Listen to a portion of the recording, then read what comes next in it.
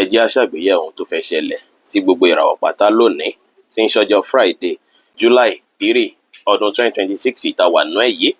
Mo kí Ọlọ́run ọba, mo ṣèbà Olódùmarè, ìbà akọ́dá ayé, ìbà aṣẹ̀dá ọ̀run, mo ṣèbà Ọ̀rúnmìlà, atórí ẹni tí ò sunwọ̀n ṣe, ẹlẹ́rìí ìpín tó ń tàyàn mọ́, mojúbà ọkùnrin, mojúbà obìnrin, mo kí gbogbo ojú tó ń wò mí níbikíbi tí ẹ ti ń gbọ́ mi káàkiri àgbáńlá ayé.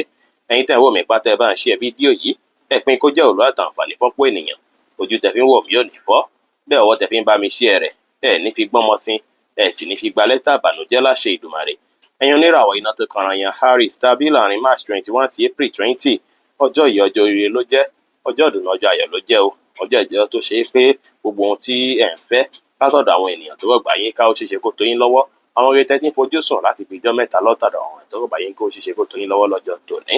Ọ̀pọ̀lọpọ̀ yín ó dára kí ẹ bẹ́ bí kẹ bára kẹ bọ́ rẹ̀ kẹ bójúlùmọ̀ ṣe lọ́jọ́ tòní. Social day lọ́jọ́ tòní jẹ́, ẹ máa ní connection dáadáa lọ́jọ́ tòní, ẹ connect pẹ̀lú àwọn èèyàn, ẹ bá àwọn èèyàn ṣe pẹ̀lú ìfẹ́ lọ́jọ́ tòní. Kò sí wàhálà rárá lọ́jọ́ ti tòní o. Bí kò ṣe pé kẹ rí dájú pé àwọn nǹkan tó jọmọ́ nǹkan pamọ́ yín kẹ ń pamọ́ láṣìírí ló dára. Púpọ̀ nínú yín sì rèé, ó ṣeéṣe kí ẹ ní ṣíṣe kan tẹ máa báyàn kan ṣe lọ́jọ́ ti tòní. Asọ́lànà náà o, ṣùgbọ́n ṣeéṣe kí tàwọn míì bọ́ sọ́jọ́ tòní tó ṣe pé máa ní nǹkan tẹ fẹ́ báyàn ṣe, ẹ máa fẹ́ báyàn celebrate tàbí kọ́ bá yín celebrate lọ́jọ́ ti tòní. Gbogbo iṣẹ́ tẹ bá máa ṣe lọ́jọ́ tòní pátá, ẹ máa rí ìgbárùkùtì tó tọ́ àti ìgbárùkùtì tó yẹ látọ̀dọ̀ àwọn tó rọ̀gbà yín ká. Iṣẹ́ á lọ bó ṣe yẹ kó lọ fún yín lénìí, ìrì á wọlé fún yín dáadáa lọ́jọ́ tòní. Bẹ́ẹ̀ sì lè bá ṣe pé yàn tó lólùfẹ́ yín á dùn alárinrin lọ́jọ́ tòní pẹ̀lú. Ọ̀pọ̀lọpọ̀ yín àwọn ọ̀rẹ́ tó ṣe pé ọjọ́ mẹ́ta tẹ́ ti bára ṣe, ó ṣe ṣe kẹ́ bára ṣe lọ́jọ́ tòní tàbí kẹ́ tó ríra yín dáadáa lọ́jọ́ ti tòní. Aago 10 kọjá ìṣẹ́jú 10 láàárọ̀ sí aago 12 kọjá ìṣẹ́jú 15 ní ọ̀sán jẹ́ àkókò.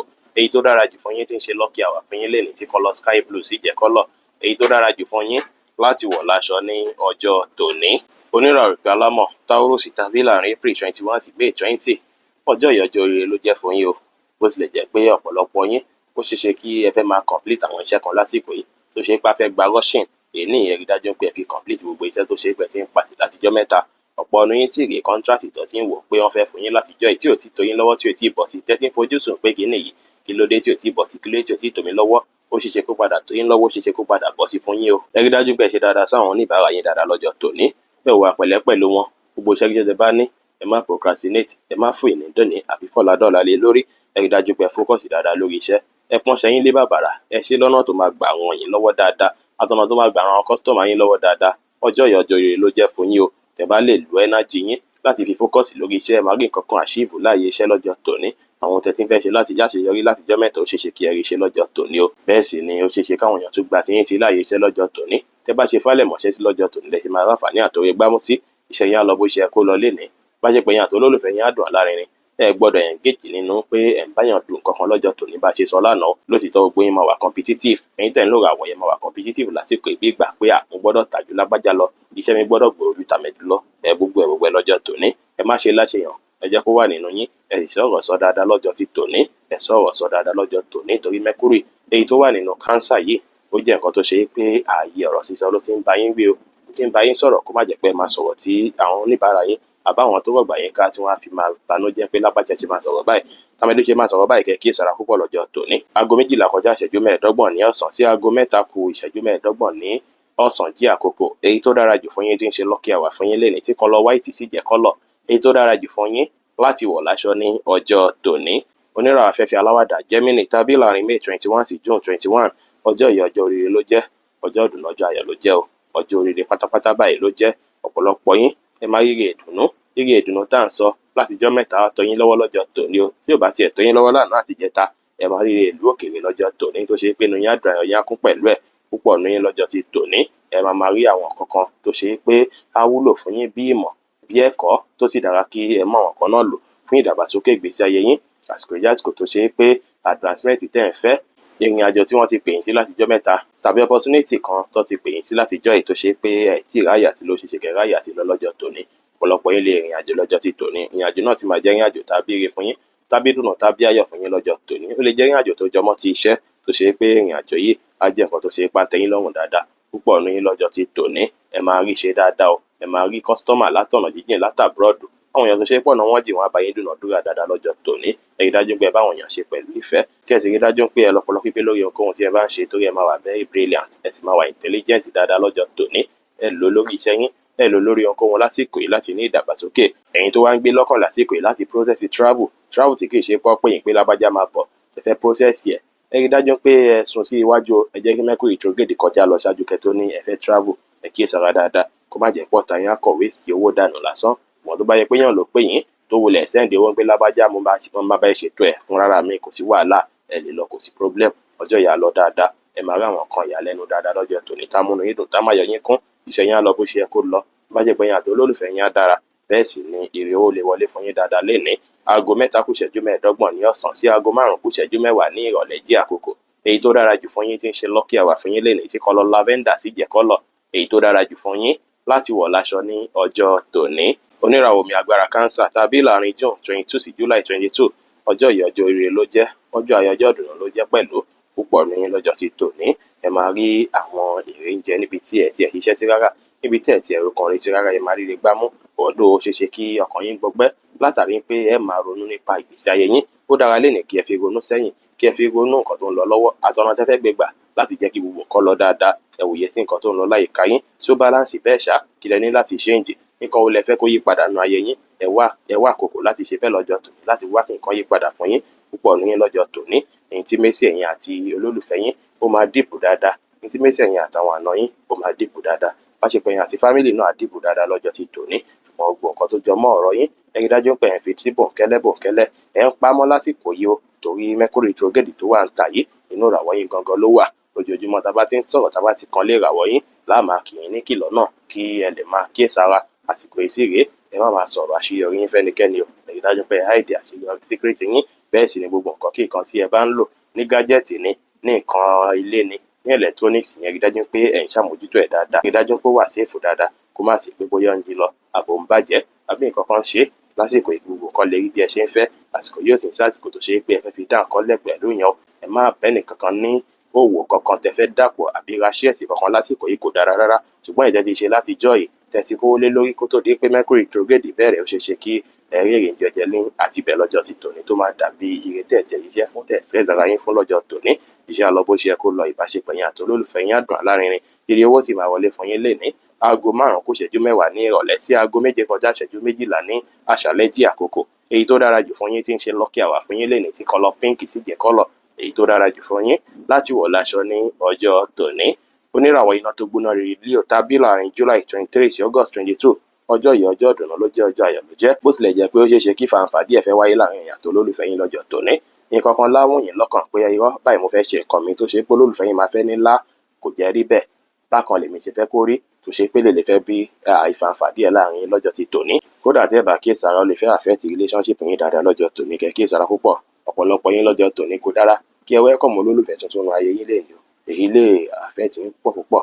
Ẹ kíyèsára dáadáa, olólùfẹ́ náà lè jẹ́ tó ṣe bá padà fún yín problem lọ́jọ́ iwájú. Bí tẹ̀sí jíjọ́ ń fẹ́ra tẹ́lẹ̀tẹ́lẹ̀ náà, ẹ kíyèsára dáadáa lọ́jọ́ tòní.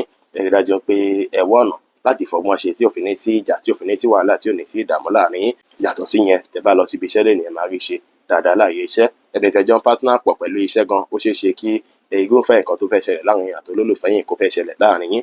Ó dára kẹ́ wulẹ̀ focus lórí iṣẹ́ yín fúnra yín. Ẹ jẹ́ kí partner yín jẹ́ èròǹgbà ọkàn yín lọ́jọ́ tòní. Kọ́ direct yín lọ́nà tó máa gbà ràn yín lọ́wọ́ pẹ̀lú ọ̀rọ̀ iṣẹ́ yín. Iṣẹ́ yín á fi lọ bó ṣe yẹ kó lọ. Tẹ́sí fi rí owó gbámú dáadáa lọ́jọ́ ti tòní. Púpọ̀ ní yín lọ́jọ́ tòní. Àwọn èèyàn máa nífẹ̀ẹ́ yín, wọ́n á fẹ́ràn yín. Àwọn èèyàn lè sọ pé lágbájá bóyá ń ṣe yẹn, báyìí ló bá ṣe. Wọ́n lè máa mọ̀ràn wá lọ́tùn àtòsí. Èyí tó dájú ní pé àmọ̀ràn tí yín gangan ó ní kí ẹ múlò fọgbọ́n ṣe lọ́jọ́ tòní.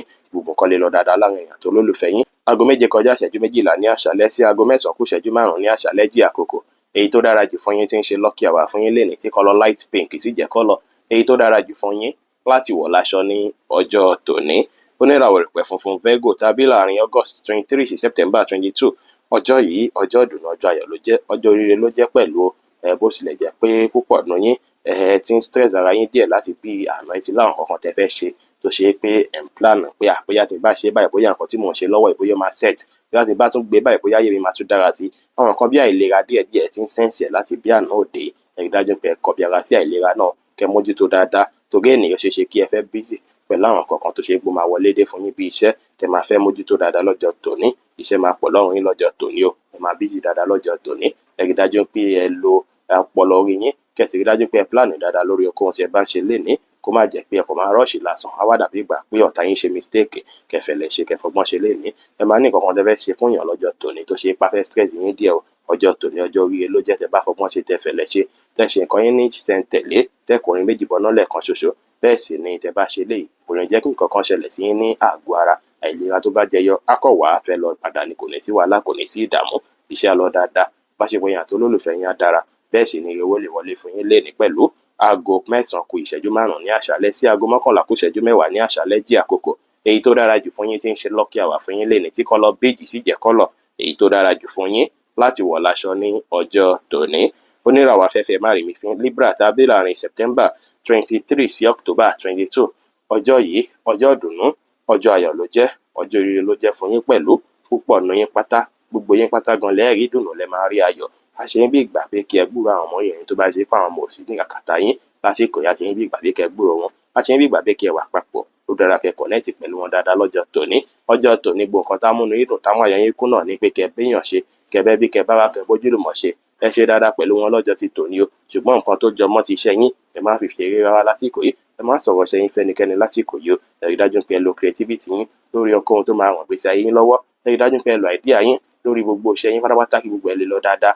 Ọ̀pọ̀lọpọ̀ yín ẹ máa wà creative dáadáa lọ́jọ́ tòní. Àwọn èèyàn á dá yín mọ̀ sí dáadáa. Ẹ máa rí nǹkan dùnnú níbi iṣẹ́, ẹ máa rí ìdùnnú, ìrẹ́pọ̀ tó dánmọ́ máa wà láàrin yín àtàwọn tẹ́jọ́ ń ṣiṣẹ́ tó ṣe pé wọ́n á máa like yín dáadáa púpọ̀ lọ́jọ́ tòní. Gbogbo nǹkan wá lọ bó ṣe yẹ kó lọ. Ìdùnnú àtayọ̀ ni kẹ́ fi ṣe gbogbo nǹkan. Ẹ má wà ní ìgbéraga rárá. Ẹ má gbéraga o. Ìrẹ̀sílẹ̀ ṣe kókó fún yín lọ́jọ́ ti tòní. Kéni lè lọ dáadáa, iṣẹ́ á lọ dáadáa, ìbáṣepọ̀ yín àti olólùfẹ́ yín á dùn lárinrin. Bẹ́ẹ̀ sì ni owó lè wọlé fún yín dáadáa lénìí. Aago 2 kù ìṣẹ́jú 10 ní ọ̀sán sí aago 3 kù ìṣẹ́jú 10 ní ọ̀sán jí àkókò èyí tó dára jù fún yín tí ń ṣe lucky hour fún yín lénìí tí kọ́lọ̀ yẹ́lò sì jẹ́ kọ́lọ̀ èyí tó dára jù fún yín láti wọ̀ láṣọ ní ọjọ́ tòní. Oníràwọ̀ Òmìtútù Scorpio tàbí láàrin October 23 sí November 22.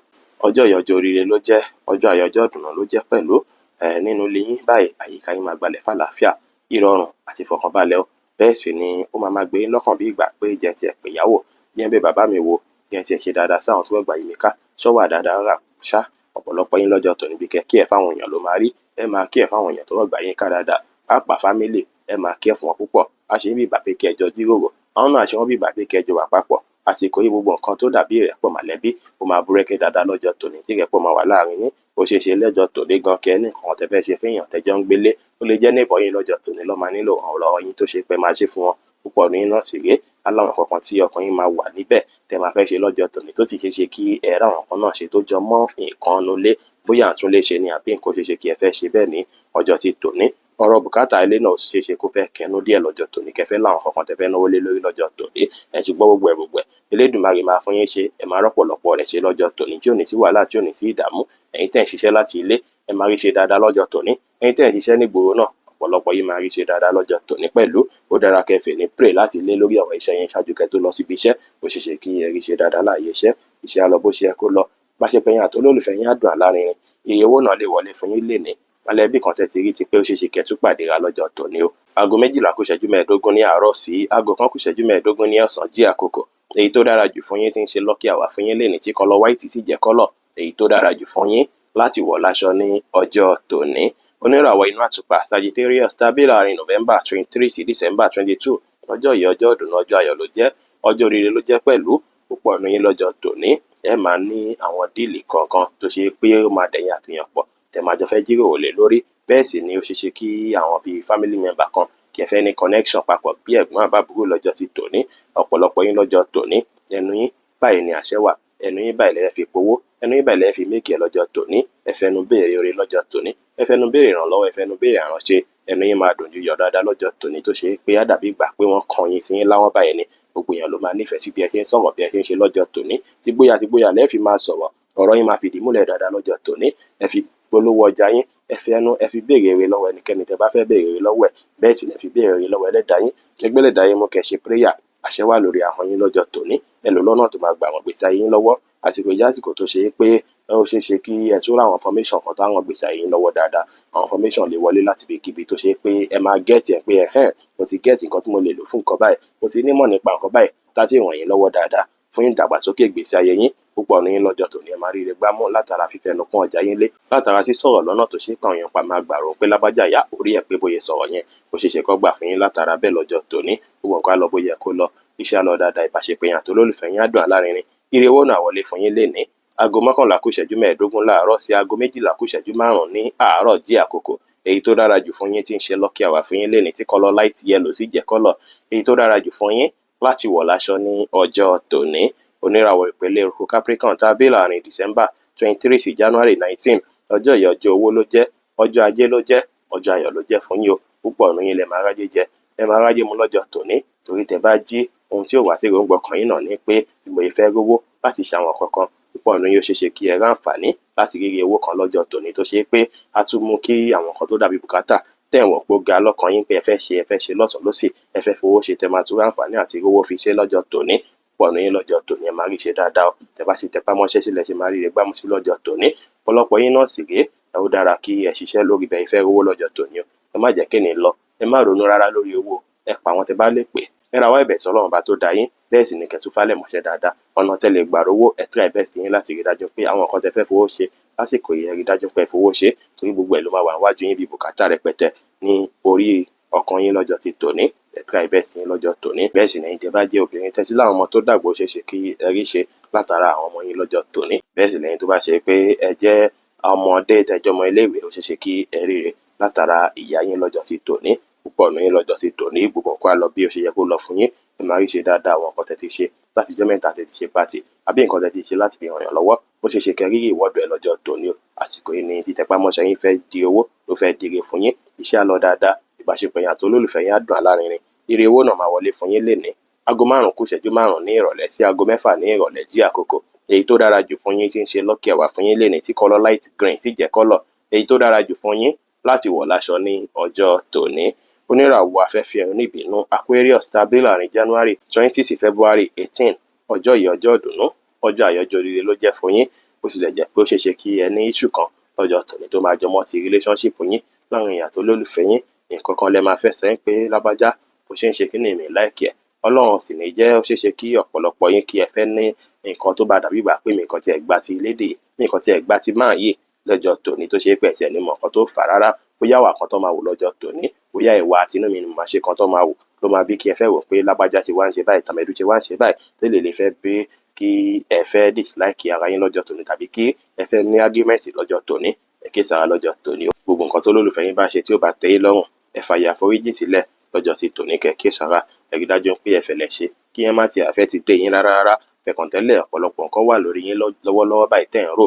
Nǹkan wà lórí yín tẹ̀ ń rò lọ́wọ́lọ́wọ́ báyìí pé ọgbọ́n òun fẹ́ dá sí. Táyé mi á fi dára, tọkàn mi á fi balẹ̀. Ẹ ń ṣiṣẹ́ pitapita lórí pé ayé yín gbọ́dọ̀ dára, reputation yín gbọ́dọ̀ gara.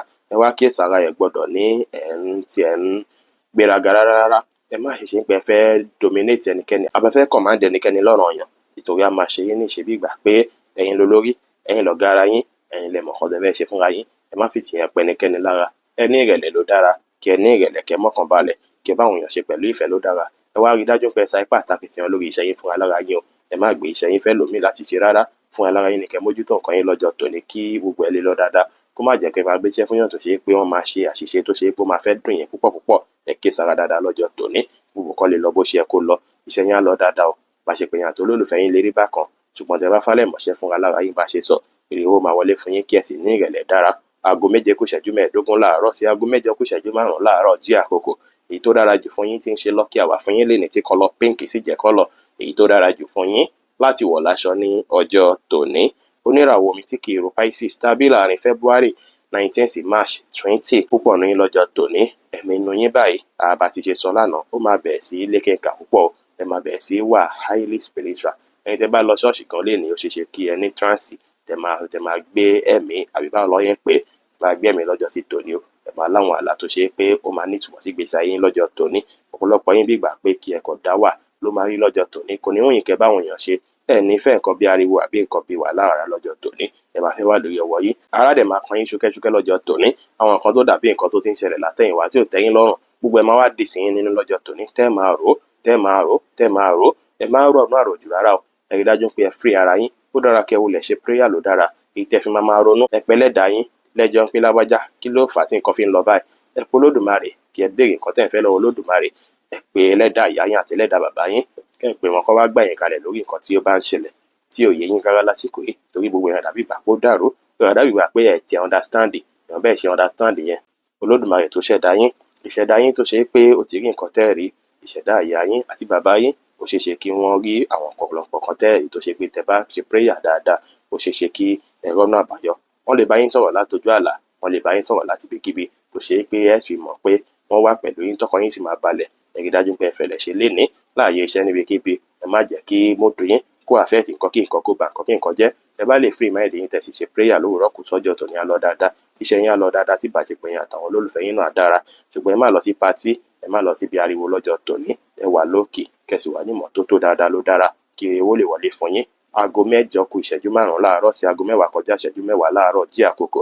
Èyí tó dára jù fún yín tí ń ṣe lucky hour fún yín lénìí tí kọ́lọ̀ white sì jẹ́ kọ́lọ̀ èyí tó dára jù fún yín láti wọ̀ láṣọ ní ọjọ́ tòní. Bí ó ṣe jẹ́ nìyẹn fún gbogbo irúfẹ́ ìràwọ̀ méjìlá tó wà pátá.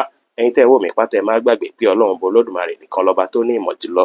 Ẹ̀yin tẹ́ fẹ́ ṣèwádìí onírúurú láǹfààní àti kàn sí wa ní WhatsApp 09033897161. Ire gbogbo ajẹ́ tiwa lónìí, lọ́sẹ̀ yìí, lóṣù yìí àti ní gbogbo ọjọ́ ayé wa láṣẹ Ìdùmarè. Ire o.